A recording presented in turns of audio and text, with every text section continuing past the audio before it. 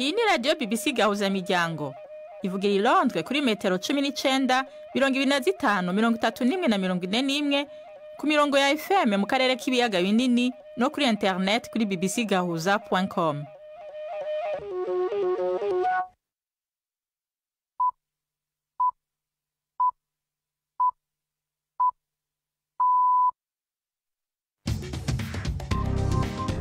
Ubu ni saa 10 n'igice ku isaha mpuzamakungu ya GMT, isaha 12 n'igice mu Rwanda no mu Burundi, muri kumwe na Nina Iradukunda.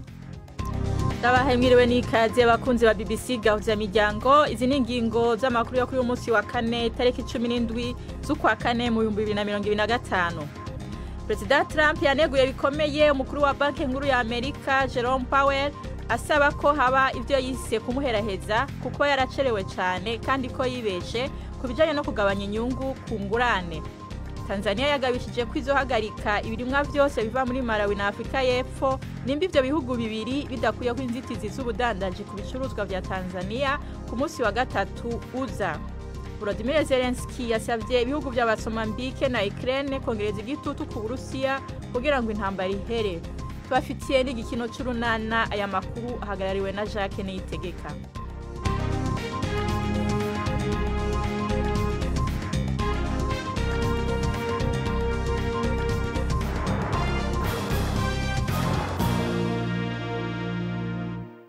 Amakuru yacu tuyahere muri Amerika. President Trump yaneguye bikomeye umukuru wa banki nkuru ya Amerika Jerome Powell asaba ko haba ico yise kumuheraheza ku majambo yiwe. Ku mbuga hwaniro Bwana Trump yagirije Bwana Powell kuba yacerewe cyane kandi ko yibeshe kubijanye no kugabanya inyungu ku ngurane. Yavuze ko yari kuba yarayigabanyije nk'uko banki nkuru y'Uburaya yabigenjeje. President nta bubasha afise bwo kwirukana umukuru w'ikigega ca Amerika, ariko bisa nuko ari ubwa mbere asavye ko Bwana Powell akugwa mu kazi.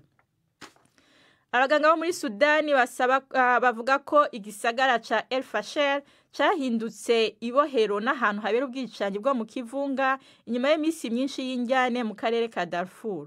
Ishiramwe ry'abaganga bo muri Sudani rivuga ko nta hantu hatekanye ku basivile kandi ko amazu, ibitaro, imisigiti n'amashuri vyibasiwe n'ibitero by'abagwanyi bitwara gisirikare b'umugwi wa Rapid Support Forces RSF umupfunyafunyo.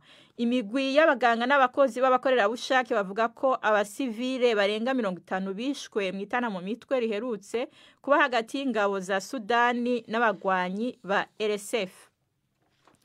Tanzania yagabishije ko izohagarika ibirimwa vyose biva muri Malawi na Afrika y'Epfo nimba ivyo bihugu bibiri bidakuyeho inzitizi z'ubudandaji ku bicuruzwa vya Tanzania ku munsi wa gatatu uza. Leta ya Tanzania kandi ivuga ko izohagarika ibicuruzwa biva muri Malawi na Afrika y'Epfo bica ku gataka kayo bija mu bindi bihugu harimo n'icambu ca Dar es Salaam gushika ayo mategeko akuweho. Ni inkuru ya Alfred Lastek muva mu ijwi rya Prime ndi ku Magenge. Iryo gabisha Tanzania irigize inyuma yaho Malawi ifatiye ingingo ko atabicuruzwa bivuye muri Tanzania bisubira kwinjira muri ico gihugu, harimwo ibifu n'intete vy'ibigori, umuceri, ibitoke na tangawizi. Umushikiranganje wa Tanzania ajejwe uburimyi Hussein Bashe mwitangazo yasohoye ku rubuga X yanavuze yuko Afrika y'Epfo ibandanya kandi kuzibira ibitoke bivuye muri Tanzania nubwo haciye imyaka babiganirako. Bashe yavuze ko ingingo yafashwe ari yo gukingira abarimi n'aborozi ba Tanzania no kugira ngo habe ubudandaji atawe burenganya mu karere. Yavuze ko Tanzania izonahagarika kugurisha ifumbire kuri Malawi hamwe itovanaho izo ngingo zibuza ibidandazwa vya Tanzania kwinjirayo. Abadandaza bo muri Tanzania bategetswe kudasubira kurungika muri Malawi pome n'imicungwe bivuye muri Afrika y'Epfo. Bashe yavuze ko utwigoro twose two kuvugana hagati y'ibihugu twananiwe, ko rero hageze ko Tanzania ikingira inyungu z'ubutunzi bwayo. Hamwe vyoshika zizoba arizo ngingo za mbere z'ubudandaji President Samia Suluhu afatiye ivyo bihugu bibiri. Tanzania, Malawi na Afrika y'Epfo byose bihurira mu muryango w'ibihugu vya Afrika y'ubumanuko SADC. Ivyo bikaba vyerekana icuka kibi kiriko kiriyongera muri ako karere. Mu bihumbi 2023 igihugu ca Malawi kidafise umuhora kw'ibahari carabujije ko ibigori bidaseye bisubira kwinjira muri ico gihugu bivuye muri Tanzania na Kenya ku gutinya ko vyokwiragiza indwara yitwa necrose y'ibigori yashobora guhonya ico giterwa mbumbarugo muri Malawi. Kubw'ikigo ca Tanzania c'ibiharuro vy'ibiba mu gihugu hagati y'umwaka wa 2018 na 2023 ibicuruzwa biva muri Tanzania vyinjira muri Malawi vyarongerekanye ku rugero rwa 25 n'igice kimwe kwijana buri mwaka, amafaranga ava ku miliyoni 70.4 mu bihumbi 2018 ashika ku miliyoni 215 z'amadolari mu bihumbi 2023. Volodymyr Zelensky yasavye ibihugu vya Mozambique na Ukraine kongereza igitutu ku Burusiya kugira ngo intambara ihere. Yashize ubutumwa bwiwe ku mbuga hwaniro mu gihe umushikiranganje w'imigenderanire n'amakungu wa Leta Zunze Ubumwe za Amerika Marco Rubio n'intumwa idasanzwe Steve Witkoff bari Paris mu biganiro vy'amahoro. Bariko baraganira na Perezida w'Ubufaransa Emmanuel Macron hamwe n'abaserukira ibindi bihugu vy'Iburaya vyafashije Ukraine. Muri Ukraine ubwaho abantu batatu bapfuye harimwe n'umukobwa w'imyaka 17 mwijoro ryakeye mu gitero c'utudege tutajamwe abadereva tw'Uburusiya mu gisagara ca Dnipro. Israel yatangaje ko yahinduye ibice 30% vy'akarere ka Gaza ihagira akarere katarangwamo ibikorwa vya gisirikare mu gihe ibandanya kugaba ibitero. Hagati aho ishiramwe mpuzamakungu ONU rivuga ko abantu bababa ibihumbi 420 bahunze kuva amasezerano yo guhagarika ingwano ahagaze mu kwezi kumwe guheze. Ivyo bikaba vyatumye haduka amakuba akomeye ku bantu. Ni inkuru ya Yolande Nere muva mu ijwi rya Yvette Kabatesi. Igisirikare cya Isirayeli cyakomeje gusenya amazu irafa mu majyepfo ya Gaza, agace cyongeye kwigarurira muri iyi minsi. Cyari giherutse gutangaza ko kigiye kwagura icyo cyise uduce tw'umutekano mu rwego rwo kongera igitutu kuri Hamas ngo irekure imfungwa zayo zisigaye. Cyakora amagambo Minisitiri w'Ingabo aherutse gutangaza agaragaza ko umugambi wabo ari wo kurekera ingabo zabo mu bice bimwe na bimwe. Israel ivuga ko izakomeza gukumira imfashanyo kwinjira i Gaza nk'uko imaze ibyumweru 6 ibikora. Israel ishinja Hamas gukoresha imfashanyo nk'uburyo bwo gukomeza kuganza abaturage. Ishami rya Loni rifasha ryemeza ko gufunga inzira inyuramo iyo mfashanyo byatumye amahema yo guha abahunga bashya ashira, kandi ko ububiko bw'ibiribwa, ibitoro n'imiti nabyo biriho bigabanuka. Isa 11:39 muri 37 muri Antunga muri studio za BBC London. Isa 12:37 mu Rwanda no mu Burundi. Aya makuru murayumva no kuri Kisoro FM mu manuko bwa Uganda, kuri Radio Homoriza mu Burundi, ku rubuga rwacu rwa Facebook live. Makuru yacarabandanya nyuma y'akaruhuko gato.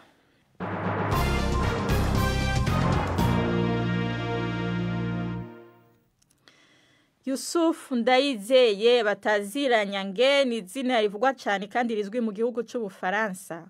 Uno Murundi akina inyuma y'umugwi OGC Nice, numwe mu bakinyi bakomeye mu kibanza cabo mu higanwa rikuru ry'umupira w'amaguru mu Faransa. Ubu akaba ikigwanirwa mu migwi myinshi yo mu Bwongereza no mu Butaliyano. Nyange w'imyaka 26 yaguzwe imiliyoni 11 n'igice y'amayeho amafaranga y'abanyaburaya. Akaba yabaye umukinyi wa mbere w'umurundi yaraguzwe amahera menshi. Yamara vyose ntivyamye vyoroshe kuko yaciye mu buzima bugoye, harimo inzara, ubukene no kubura ivyankenerwa mu bwana bwiwe. Mugenzi wacu Alain Majesté Barenga yamusanze mu gisagara ca Nice mu Faransa, maze dutegurira inkuru ikurikira. Ugishika ku kibuga c'indege ca Nice mu majepfo y'igihugu c'Ubufaransa wakirwa n'amasanamu y'abakinyi ba OGC Nice. Numwe mu migwi ikunzwe cyane muri ico gisagara, kiri ku nkengera y'ibahari Mediterane, abantu nabo baba muri Yoni. Isanamu ya Yusuf Ndayishimiye, umurundi w'imyaka 26, akinira muri uwo mugwi uri mu cicaro ca mbere mu higanwa rikuru ry'Ubufaransa. Igihe twahashika yari imanitse hagati mu zindi ku kibuga ca OGC Nice. Uwo mukinyi wa kera wa Aigle Noir y'Imakamba ari mu bakinyi beza bazibira mu higanwa ry'Ubufaransa. Yamara yatubwiye ko yakuriye mu bukene, aho byashika akanabura n'ico afungura, atawarazi ko yo barurangiranwa mu mupira Buraya. Bilikuwa vigumu mais en général monsieur byari bigoye. Muri rusange twebwe dukina umupira muri Afrika tuba dukenye. Aha mu Burundi usanga tuba mu makartie ya Buterere, Cibitoki, Buyenzi, Bwiza, turazinanye ntaco dufise turakenye. ubuzima buragoye ariko igikuru ni ugukora n'umwizero no gusenga Imana kuko igihugu cacu nta bakinyi b'icitegererezo dufise dukina ata myambaro dufise tuja gukina umupira w'amaguru ata n'ibirato dufise aho tuja gutira ibirato vyo gukina mu bagenzi bacu ndibuka umunsi umwe naja gutira ibirato mugenzi wanje naronse umurugwi wo mu cicaro ca kabiri ariko aranyima ana ekipe nandaza mu deuxième division akaninyima Nyange nkuko bamutazira abagenzi biwe n'abakunzi biwe asaba akiri bato bari mu nkino kutihebura kuko vyose bishoboka. Naangalia nyumbani, naangalia maisha nyumbani. Nararaba uko dukenye muhira naho ntabivuga nivyo vyatumye nkora cyane nubu hari aho nsubira muhira nkaraba ivyo ndabagejeje ko nkumva mpimbawe nibutse ubukene twari dufise nkibaza nti mbega ni jewe nabakuye mu bukene kubera umupira nubu nca mbona ko ntarashika ngaca nshiramo inguvu nyinshi naho nshima Imana ivyo ngezeko simpengeshanya gukora n'abandi ntibacika intege ndazi ko hari abazobabwira ko badashoboye umupira ariko ntiyuze baca intege kuko na jewe hari abambwira yuko atacu nzovamwo mu mupira ariko abambwiye gutyo ubu nibo bankeza ko bansengeye urundi rwaruka nkanje ndasaba ntibihebure cyane cyane barabe ubukene abavyeyi babo bafise bibatera umwete wo gukora cyane kugira babakure mu bukene kuko ibikorwa vyacu nivyo bizokura abacu mu bukene usiacha mifanye kazi jo kusanje maisha yako c'est possible. Ndayishimiye Yusuf avuga ko indoto ziwe ari uko umugwi seruka yagihugu uburundi asanzwe akinira woshika kure mu gikombe ca Afrika. Ikindi cifuzo ciwe no gushira uburyo mu gufasha impano z'ugwaruka. Leo niko na miaka ndacafise imyaka 26 indoto zanje no gukina igikombe ca Afrika cyo mu 2027 nzoba mfise imyaka 28 ngomba gukina ibikombe vya Afrika bitatu bikurikirana nkinira igihugu canje c'u Burundi izindi ndoto mfise no gufasha abakiri bato cyane urwaruka ahambuze urwaruka mbavuze abakinyi abaririmbyi n'abigisha ijambo ry'Imana ntegerezwa gushiramwe uburyo ndabafashe kuko nimba nshitse aha nuko harabamfashije ntasaidia wengine. Yusufu Ndayishimiye mu mwaka uheze akaba yatowe mu bakinyi 10 bambere beza b'abanyafrika bakina mu higana ry'Ubufaransa bahatanira agashimwe kitiriwe umunyakamerune Marquis Vivien Foe gatangwa buri mwaka ni radio y'Abafaransa RFI mu gisagara ca Nice mu majepfo y'Ubufaransa Alain Majesté Barenga. Amerika na Somalia vyagavye ibitero vy'indege ku bagwanyi ba Al-Shabaab mu ntambara yo gushaka kwigarurira igisagara gikomeye kiri mu buraruko bw'umugwa mukuru Mogadishu. Somalia ivuga ko abagwanyi 12 b'umugwi wa Kisilamu bishwe i Adaniabar harimwe na bamwe mu barongozi babo bakuru. Al-Shabaab yari yagavye igitero kuri ico gisagara mu ntango z'indwi. Uwo mugwi ugenzura ibice binini byo mu manuko no hagati muri Somalia maze imyaka hafi 20 ugwanya leta. Haya ni ibitero by'abajihadiste beruka kugabwa harimwo n'ivyagabwe kurukurikirane rw'imiduga igendanira President Muhammad. Imbere yo kuja mu kino c'urunana ndababwire ko sentare ntahinyuzwa y'Uburusiya yahagaritse izitizi zari zarashiriweho abatalibani ivyo bikaba bigiye kuba intango yuko uwo mugwi ukugwa ku rutonde rw'imigwi y'iterabwoba. Iyo ngingo ntivuze ko uwo mugwi wemewe icese ariko vyerekana kwiyongera k'ubucuti. Bivugwa ko Moscow iri kwirategura gukoresha Afghanistan nk'ikibanza gishishwamo gaze kandi President Putin yise abatalibani abafasha mu kugwanya iterabwoba. Uburongozi bw'Uburusiya canke Kremlin bwarakiriye intumwa z'uwo mugwi inshuro nyinshi mu myaka bikenya iheze. Ubu numwanya w'igikino c'urunana.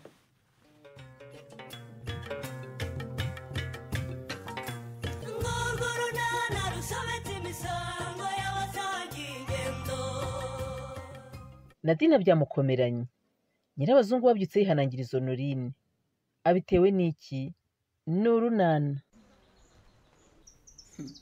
Ntumbwe ngo ikibazo cyanyu ngo nagifatiye mu kirere sinzi iyo biva niyo bijya rero ntugupfa kuvuga gusa. Njye nashaka kukubwira ko ibyiza ari ukubanza ukamenya ko ikibazo cyatangiye noneho ukabona kudukebura niba hari uhanuka muhana. Umva uko byaba bimeze kose kirazira nta mugore ukoresha amafaranga y'umugabo batabyumvikanyeho kirazira kandi wumve ngo kiraziririzwa. nese niba ari Karemera wakubwiye ko yababajwe nuko nakoresheje amafaranga yampaye kuki atakubwiye icyo nayakoresheje? icyo wakoze cyose kirazira gukora ku ifaranga ry'umugabo atabiguhereye uburenganzira. ariko nanjye nyine sinayaguze inzoga cyangwa ngo nyajyane kuyakinira urusimbi, icyo nayakoresheje nacyo cyari ingenzi. umva Nori, nakubwiye ngo niyo waba warayaguze amata y'umwana ntabwo ugomba kubikora utamenyesheje umugabo, kandi ugomba nguciriye ku mayange. Ejo nibihinduka ntuzavuge ngo nyirabazungu sinakuburiye. Ndabyumva da. Ikindi noneho numvise amabera akikora ngo usigaye wanga no kumworosa ikiringiti cye nk'umugabo koko. Karabaye nanjye rero nkajya mu bandi ngo bagire ngo mfite umugabo. Karemera yakubwiye n'amabanga yo mu cyumba? Atabimbwira se. ariko ubundi umuntu niba adashaka kumva wowe urumva. Cecekaho sinongere no kumva uko apfura. Uzi ko abana bo mwataye umuco byarangiye. Iryo jambo riba ubwa mbere n'ubwa nyuma mbyumva mu matwi yanjye. None se kuki atakumva ibyo musaba ngo abikore ariko akumva ko ngiye byansaba nkwiriye kubikora? Ndakubwiye ngo biba ubwa mbere n'ubwa nyuma. Nta mpamvu n'imwe ibaho yo kwitwaza wanga ngo ufubike umugabo ikiringiti cye. Urumva sinabonye nyogokuru wari umukecuru uciye akenge. Uzamubaze natakubwira ko ibyo wakoze ari ubukunguzi uzangaye. Birareba njyewe na Karemera ndumva nta mpamvu yo kubizanamo abandi bantu rwose. Noneho rero ejo cyangwa ejo bundi nareba handi yirwanaho sinzumva uvuze induru ngo umugabo yagutaye, kuko ntabwo umwana wanjye azicwa n'amerwe y'inyama atananiwe kotsa.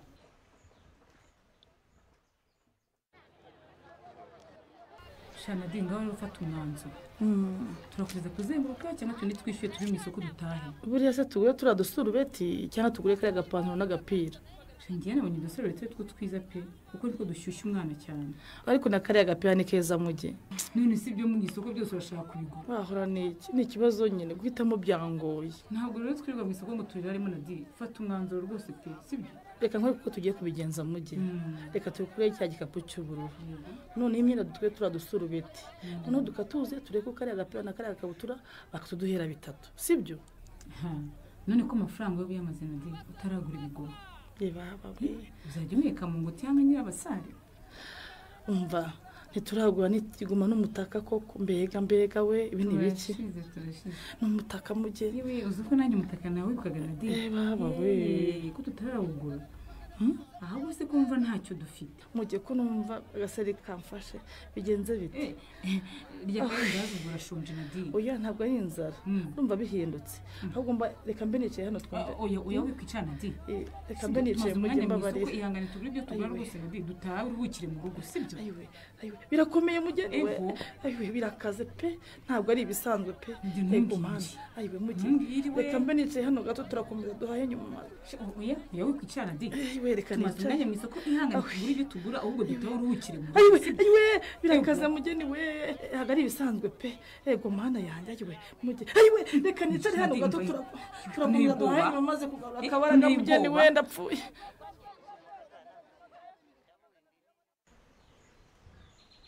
Ubundi rero umuzi w'ibi byose ni icyifuzo nahaye Karemera cyo kunsaba no kungo arangije ntiyampakanira ntiyananyemera. Ntumubeshyire ngo nuko adahari Nori.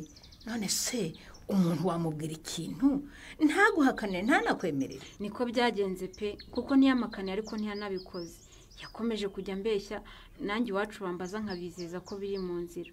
Ariko gusaba ni igikorwa gitwara amafaranga. Ntabwo twabyuka mu gitondo ngo turishoreye no mu muryango iwanyu nta kintu tujyanye.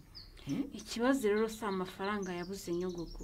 Amafaranga rwose aranayabona ahubwo nuko yakoresha ibintu bidafite agaciro. Ariko Nori utabeshye koko umuntu w'umugabo uza agaciro k'amafaranga no kuntu kuyakorera bivuna yayafata akayagura ibidafite agaciro koko. Nyogoko reka nguhe urugero ruto. Nk'aya mafaranga twapfuye yayampaye ngo arayo kuvugurura umusarani. Noneho ngewe ndayafata nyiguriramo ikanzu nzambara nagiye gusabwa. Wowe nk'umuntu mukuru urumva ari ikanzu y'ibirori n'umusarani ari cyo gifite agaciro?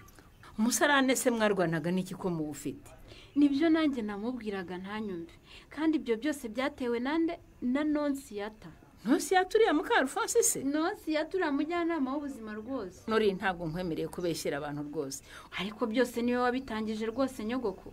Nako byatangiriye kwa muganga umwana wacu arwaye. abaganga baratubwiye ngo tugomba kwita ku isuku kugira ngo twirinde indwara ziterwa n'umwanda. Tugeze mu rugo nose yataniye hasibye akahahora avuga ngo dufite umusarani utujuje ibyangombwa. Karemera wanjye rero urabizi ko ari nyamugiyo bijya aho nuko abisamira hejuru. Yahise ashaka amafaranga byihuse, urumva ajya no guhuruza Stefano ngo azavugurura umusarane, ngo awusakare neza, ngo awutinde neza, ngo yewe ngo awushyireho n'inzugi. Nanjye ndebye amafaranga tugiye gupfusha ubusa mu misarane, mba nyiguriyemo umwenda da.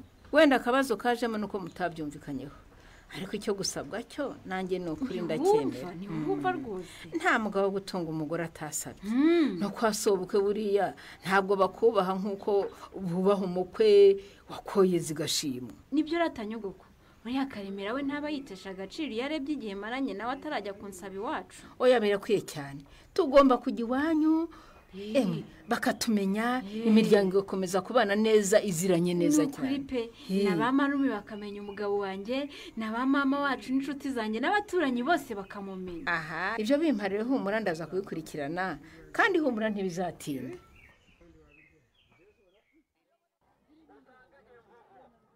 We mugeni we ndabigenza nte ko mbyariye mu isoko mugeni we ayiwe ntabwo byoroshye na dini we nanjye mbuze igisubizo rwose cyekwe mbashe kwihangana tukagerageza gutaha tukabya mujyana amakusaba imbangukira gutabara na dini aho undi hangana ayiwe mana we imigendo yose ahantu hose no mu birenge yagezemo warebye uko ngera kuri moto koko mugeni moto sisha na dini wabasha kuyijyaho koko cyekwe ko tubonye imodoka ariko mujye uzi ko wagira ngo ndi umukire ufite za miliyoni imodoka se nayishyura mbaba dinyi ibonye wese barifite dini abanga gutabara umugore uri kunda ibyo bireke umugongo uracitse se ngufataye koko mfata we nyicaza hariya ihangane na ihangane ni ukuri humura nta kibazo mukigize ugiye kuduhamagara imbangukira gutabara oya ngiye kumubyaza oya seka ubwo se ntubeshye mukecuru uri umuganga noneho kujya mu kazi kawe k'ikiganga waje gucuruza isombe mu isoko ndi umuganga wa Gihanga ariko cyane cyane wazobereye mu byo kubyaza mwigire impungenge uyu mubyeyi ndamufasha pe ahubwo ni mumukure hano kwibaraza tumwigize mu iduka ry'uyu mugabo Rukara nta kibazo agwa neza ntabwo yanga ko umubyeyi aruhukira mu iduka rye none se kubyaza warabyize mukecuru ese ko munshidikanyaho kandi nshaka kubafasha bose mushira impungenge kubyaza uretse no kubyiga bindi no mu maraso kuko ni umwuga w'umuryango ndabyaza mama arabyaza nyogokuru yarabyazaga we yari namubi cyane yigeze kubyaza inkuba abantu bavuze induru mubyeyi ubufasha bwawe ndumva ngiye kubwanga niba ushaka kudufasha rero reka tube ko twamugeza kwa muganga byazwi n'abaganga babyigiye none se ubwo urumva ngewe ngiye gukora ibyo ntazi cyangwa urakeka ko yari we ngiye kwigiraho wenda ushobora kubizi cyangwa utanabizi ariko hano mu isoko nta bikoresho bifite isuku rwose byo kubyaza wahitwaje ibaze umubyaje ukamwanduza izindi ndwara zitewe n'ibikoresho wakoresheje bidafite isuku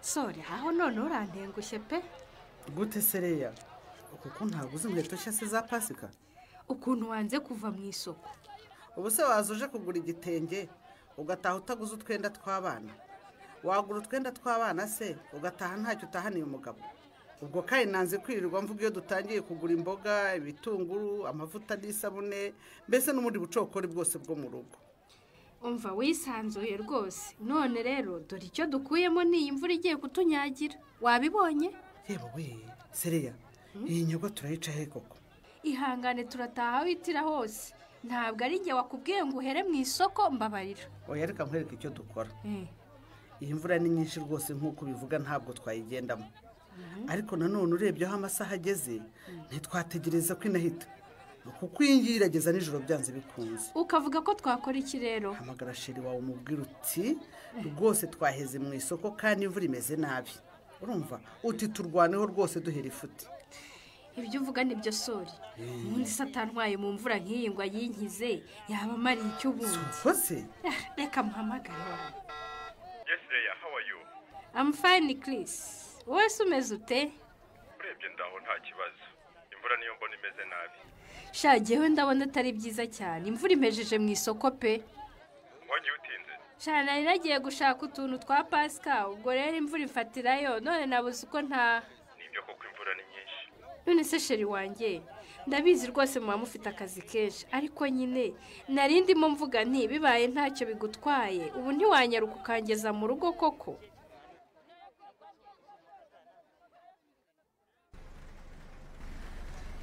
ariko rero nawe sori na uzi ko watuma umuntu agira isoni. none se niba waramubereye umwana mwiza akaba abivuze urumva agize nabi Leya? ntacyo najyanye kidasanzwe uyu mubyeyi nuko akunda gukabya rwose. aha none se tutiriwe tujya kure ubu rwose nari kuzicara mu modoka ya titireri w'ivuriro ryacu habaye iki. none se kubura gushimira nyirayo uguhaye lift ugashimira njyewe? oya ndashimira wowe rwose nawe ushimire sheri wawe. erega burya ngo umuzimarira ku munyagasani iyo ntakugira se iyi mvura najyaga kuyitega ibitugu kugeza ryari. nta kibazo ariko ku imodoka yari ihari se nanjye nkaba nari mpari bari gutaha munyagirwa kubera iki? suko maze rwose unkundire ntuhite utaha ubanza usangire na Leya rwose iby'ijoro amaze kunshimirira. ariko ntabyo yisabiye. ubwo se ayo mahirwe urumva ntayanga koko? amahirwe usabirwa n'abandi. wisaka ari umwana wanjye musabiyeho hari ikibazo? ntacyo da kandi nawe rwose amasoni y'abakobwa urayazi yanga kubigusaba numva ngo nyine ntamwite ikirumbo. ariko gusangira n'umuntu ntabwo ari ukuba ikirumbo. ahubwo rwose ntazanibeshye ngo mbone hari undi musore wagize batari wowe. Leya ntubone ngo uri umukobwa wanjye ngiza kandi gasore mbona gakatakata iwawe twabipfa pe. kiri bisanye si na mama we bagenda mu mvurara twari bo kuko we simpagarare ngatware cyangwa mbareka twikomereza ko mbona barangaye se dushaka twanikomereza. kiri oya batware rwose hagarara batware ntabwo rwose twaca ku bantu bari kunyagirwa n'imvura ngo twikomereze isumuco. simbona se bayimenyereye n'ubundi batose cyane ntabwo babona aho bicara pe. Leya jya wumva icyo nkubwiye rata kiri ntubaceho rwose nyabona dore imvura ibamereye nabi nk'uko watugiriye impuhwe nyine ukaza kudukiza imvura na nyesi rwose reka tumutware we na mama muze tubugamishanye. ese burya ni wowe kiri urakoze guhagarara pe imvura yari tumereye nabi. uretse kwinjira muri iyo modoka nyine uri yicayemo ninde? ni jyewe mukecuru nimwurire tubahe lift tubageze imbere gato. Leya ni wowe wicaye aho imbere? niwe nanjye turi kumwe ngwino usuhuza ahubwo nye kandi mugire vuba dore buri kwira rwose turashaka gutaha. ko mukomeje kwinyagiza nye nimwinjire mu modoka tugende. nye njye imvura nayimenyereye nta modoka nshaka niba wowe ujyamo agenda ariko njyewe iyi modoka sinshobora kuyijyamo. kubera iki wanze kujya mu modoka ngo tubageze mu rugo mukecuru? jyana sorina n'uwo mukobwa niwe wahisemo kwiga ndimenyereza kugenda mu mamodoka se ngo nzayagurirwe nande. Sorina ageze ku mugambi wo kwishongora kuri Anyesi na Rangwida. aya magambo ya Anyesi ababaje atya Chris yakiriye ate? naho mu kiganiro Urunana cy'ubutaha. Ikinamico Urunana mwitegurirwa n'umuryango Urunana Development Communication mukayikurikira kuri radio BBC kuwa 2 no kuwa 4 saa 12:45 z'umugoroba. Ikinamico Urunana kandi mwayikurikira kuri YouTube. Kuyigeraho andika ijambo Ikinamico Urunana Official maze utange n'ibitekerezo. Uramutse ufite ikibazo cyangwa igitekerezo kandi wifuza kutugezaho watwohereza ubutumwa bugufi bwanditse kuri telefone igendanwa 0783 18 10 64. Mushobora kandi kunyuza ubutumwa kuri page yacu ya Facebook. Kwigeraho no kwandika ijambo Urunana. Tubibutse ko tubagezaho ikiganiro gikuyemo ibice by'Urunana twumvise mu cyumweru. Icyo kiganiro tukibagezaho ku cyumweru saa 9:30 za mu gitondo na saa 11 z'umugoroba kuri BBC. Dusubikiye ikiganiro Urunana cy'uyu munsi naho butaha. Barakoze mu gikino cy'Urunana. Imbere yo kubasezera nkundira ndabibutse ko President Trump yaneguye bikomeye mukuru wa banki nkuru ya Amerika Jerome Powell asaba ko haba ibyo yise kumuheraheza kuko yaracerewe cyane kandi ko yibeshe kubijanye no kugabanya inyungu ku ngurane. Tanzania yagabishije ko izohagarika ibirimwa byose biva muri Malawi na Afrika y'Epfo n'ibyo bihugu bibiri bidakuyeho inzitizi z'ubudandaji ku bicuruzwa bya Tanzania. Amakuru y'uno munsi agarukiye ngaha mwashikijwe na Nina Iradukunda mu buhinga bw'ivyuma twafashijwe na Zabi yarahagariwe na Jacques Niyitegeka mwakoze kubana natwe na Gahwana.